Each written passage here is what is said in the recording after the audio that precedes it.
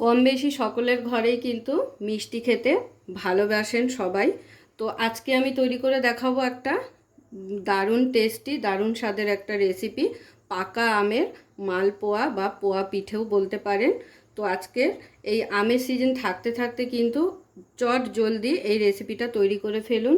আমের সিজন শেষ হয়ে গেলে কিন্তু খুব পস্তাবেন, কারণ আবার 1 বছর পরে কিন্তু আম পাওয়া যাবে। তো অবশ্যই তৈরি করে ফেলুন ঘরে আম দিয়ে বিভিন্ন রকম রেসিপি। তো আজকে আপনাদের দেখাবো পাকা আমের মালপোয়া তৈরি করা। তাহলে চলুন শুরু করছি আজকের রেসিপি। পাকা আমের সিজন থাকতে থাকতে এই রেসিপিগুলো অবশ্যই খেয়ে ফেলুন, না হলে কিন্তু পরে খুব মিস করবেন। তো আজকে আমি তৈরি করব পাকা আমের মালপোয়া, মানে পোয়া পিঠে যাকে বলা হয়। তো তার জন্য আমি এখানে পাকা আম নিয়ে নিয়েছি। আমগুলোকে আমি এবারে চোকলা ছাড়িয়ে নেব। 3টে আম নিয়েছি, আপনারা যে যতটা পরিমাণে তৈরি করবেন সেই বুঝে আমটা নিয়ে নেবেন। তো এই মালপোয়াটা বানাতে আমার লাগছে পাকা আম। আর দেখিয়ে দিই কী কী উপকরণ আমার লাগছে। তার সঙ্গে লাগবে ময়দা, সুজি, আর এটা মিক্সিতে পেস্ট করা চিনি গুঁড়ো, আর তার সঙ্গে লাগবে একটু গুঁড়ো দুধ, প্যাকেটের দুধ। তো ময়দা আমি এখানে 500 নিয়েছি, 500 ময়দা নিয়েছি, তার হাফ কিন্তু সুজি নিয়েছি 250, আর চিনিটাও এখানে 250 আছে, আর তার হাফ আছে 125 গ্রামের মতো গুঁড়ো দুধ। যতটা ময়দা নেবেন তার হাফ কিন্তু এগুলো নিতে হবে। তাহলে চলুন শুরু করছি। প্রথমে আমগুলোকে কেটে নেব, কেটে আমের পাল্পটাকে একটা সুন্দর স্মুথ পেস্ট তৈরি করে ফেলবো। তো দেখুন আমটাকে কেটে আমি আমের পাল্পটাকে বের করে নিয়েছি হাত দিয়ে ম্যাশ করে। এবারে আমি একটা মিক্সির বাটিতে নিয়ে নেব আমের পাল্পটাকে, নিয়ে এটার একটা স্মুথ পেস্ট তৈরি করে ফেলবো। তো আমের পাল্পটাকে আমি পেস্ট করে ফেলেছি, দেখুন স্মুথ একটা পেস্ট তৈরি হয়ে গেছে। এবারে সমস্ত কিছু মিলিয়ে নেব। একটা বড় বাটি নিয়ে নিলাম। এবারে বাটির মধ্যে সমস্ত উপকরণগুলো এক এক করে দিয়ে দেব। প্রথমে দিয়ে দিচ্ছি ময়দাটা, এরপর নিয়ে নিচ্ছি সুজি, চিনি গুঁড়ো, আমল দুধ,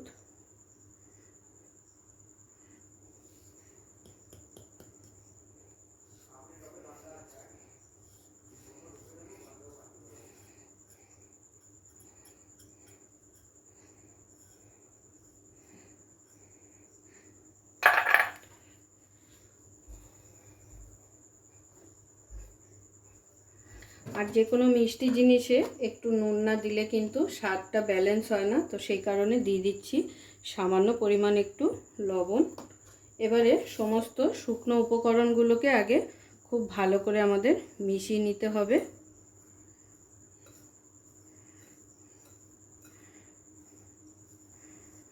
তো শুকনো সমস্ত উপকরণ মিশিয়ে নেওয়ার পরে এখানে অ্যাড করে দেবো আমের পাল্পটা।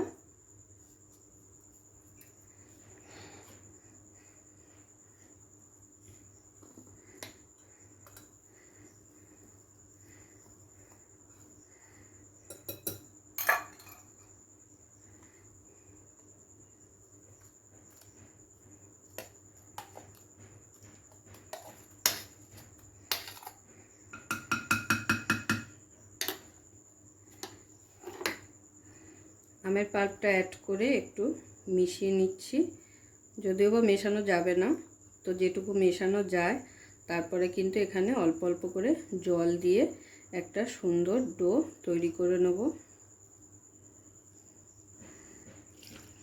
তো অল্প অল্প করে জল দেব আর মেশাতে থাকবো, একবারে কিন্তু বেশি করে জল ঢেলে দিলে হবে না, কারণ যে ডোটা তৈরি করব সেটার থিকনেসটা ব্যালেন্স রাখতে হবে। তো সেই কারণে অল্প অল্প জল দিয়ে কিন্তু এটা তৈরি করতে হবে।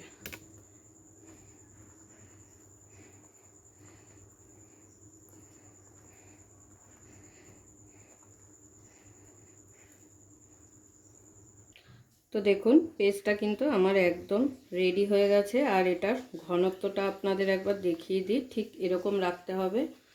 এর থেকে কিন্তু বেশি পাতলা করা যাবে না, তাহলে পোয়া পিঠে সুন্দর হবে না। এবারে কিন্তু এটাকে আমাদের একটু রেস্টে রাখতে হবে, যেহেতু এখানে আমি সুজি দিয়েছি, তো সুজিটা ফোলার জন্য একটু টাইম দিতে হবে। তো সেক্ষেত্রে আপনারা চাইলে একটু আগে থাকতেই এটা তৈরি করে নিতে পারেন। তো 1 ঘন্টা যদি রাখতে পারেন তাহলে কিন্তু খুবই ভালো হয়।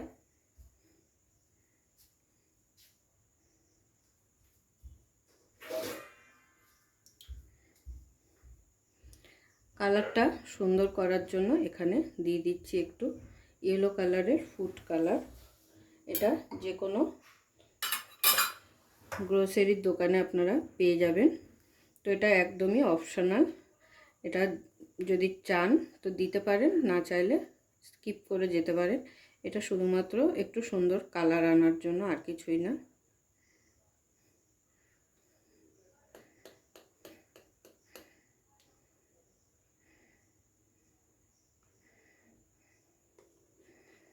খুব ভালো করে আবারও একবার মিশিয়ে দিলাম।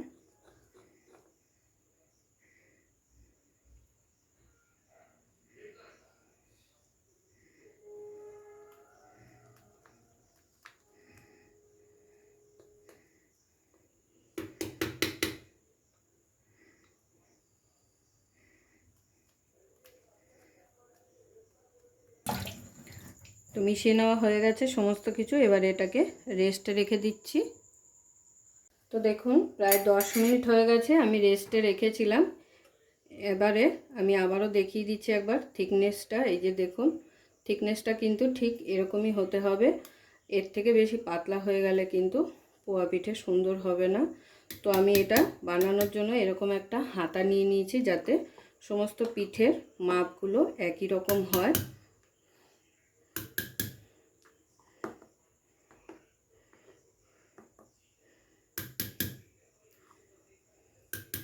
তো এবারে চলুন আমাদের পোয়া পিঠে তাহলে ভেজে নেওয়া যাক। তো পিঠে ভাজার জন্য আমি গ্যাস ধরিয়ে একটি ডুবো কড়াই বসিয়ে দিয়েছি।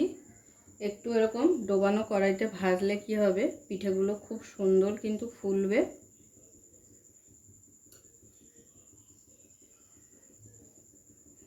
কড়াইটা একটু গরম করে নিয়ে কড়াইতে দিয়ে দেবো সাদা তেল।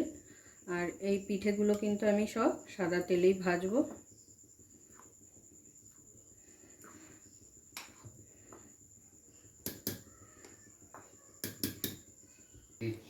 তো কড়াই কিন্তু গরম হয়ে গেছে, কড়াইতে দিয়ে দিচ্ছি এবার তেল। আর এগুলো ভাজার জন্য কিন্তু তেলের পরিমাণটা একটু বেশি দিতে হবে, না হলে কিন্তু পিঠে সুন্দর ফুলবে না। এবারে তেলটাকে খুব ভালো করে একটু গরম করে নেব।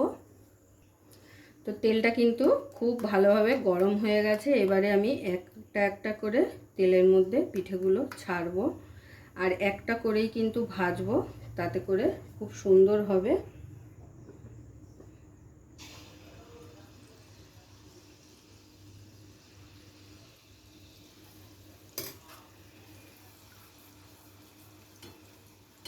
আর এইভাবে একটু তেল দিয়ে দিয়ে ওপরটা করব, তাহলে ফুলবে সুন্দর।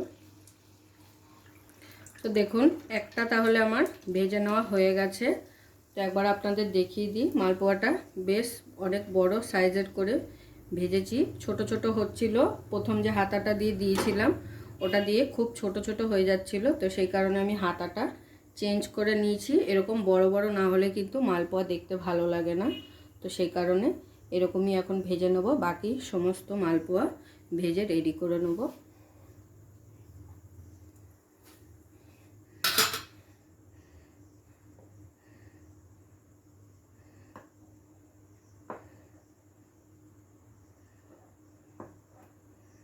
তো একটা এরকম বড় সাইজের হাতা নিয়ে নিয়েছি।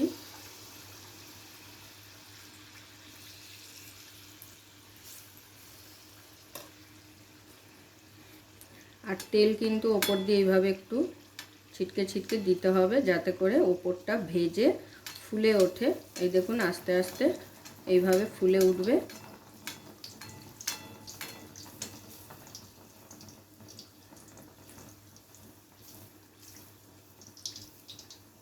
ফুলে গেলে কিন্তু নিচটা ছেড়ে যাবে, তখন এইভাবে উল্টে পাল্টে ভেজে নিলেই কিন্তু রেডি হয়ে যাবে।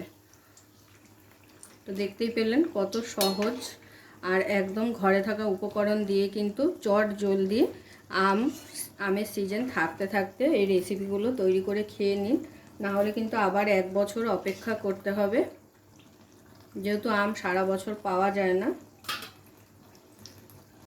তাহলে দেখুন আমার সমস্ত মালপোয়া কিন্তু একদম রেডি হয়ে গেছে, আর সমস্ত মালপোয়া কিন্তু এরকম বড় বড় সাইজের তৈরি হয়েছে। সমস্ত মালপোয়া কিন্তু একই মাপের তৈরি হয়ে গেছে, এই যে দেখুন। তো দেখতে কিন্তু অসাধারণ লাগছে, আর খেতেও কিন্তু আরও টেস্টি হয়। তো একটা মালপোয়া আমি আপনাদের একটু ছিঁড়ে দেখিয়ে দিই।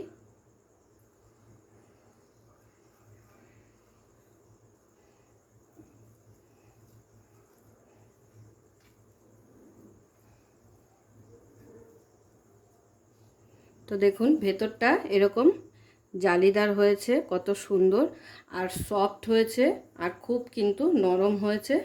তো আজকের আমার এই মালপোয়ার রেসিপি অবশ্যই আপনাদের ভালো লেগেছে, আর যদি ভালো লেগে থাকে তাহলে প্রতিবারের মতো লাইক কমেন্ট শেয়ার করতে কিন্তু ভুলবেন না।